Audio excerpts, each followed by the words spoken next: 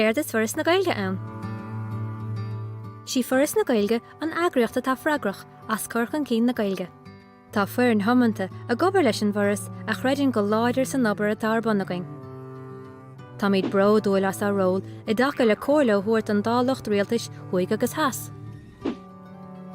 Tugad míad takeíocht freisin de chomhlachtaí poiblí agus de grúpaí agsúla san airneáil phríomhmhaideach agus san airneáil leonach I ngach go nó a bhaineann lenar deanga hain. Takeí an Foras na Gaeilge le réimse le an tunscroil chomá, agus chuir míad cúnamh dúntais ar fáil d'agriochtaí agus de grúpaí agsúla ar fud oileán na hÉireann. I bríomíad le pobal le gachsáis trínar go scéimena an éasóg, in airneáil ina dachais agus tríd an gáhar a thugamíad an éasaríana agus de loch go nó.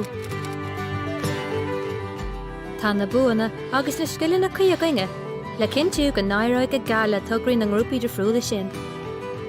Ar an ileamad agriochtaí tugadh míad takeíocht dóibh, tá conan na Gaeilge, Oireachtas na Gaeilge, Cumann na Bhíon, Gaeilgeachas, Gaeilge, agus glór na Gael.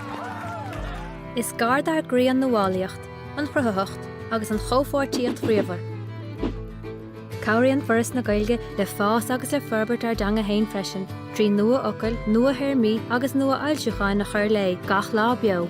An rih agad gúil stríseog ar cheannas na mílte focail lán saolaíochta a tháinig isteach lenar focloir nua.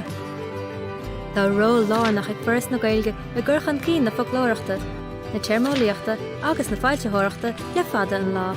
Tá míad a dúil go mór leis an trostanga seo chuirde a haanta nómh agus san námatá roin.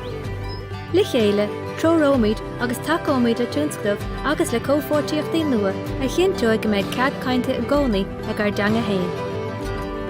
Foras na Gaeilge, sí ar deanga hainú.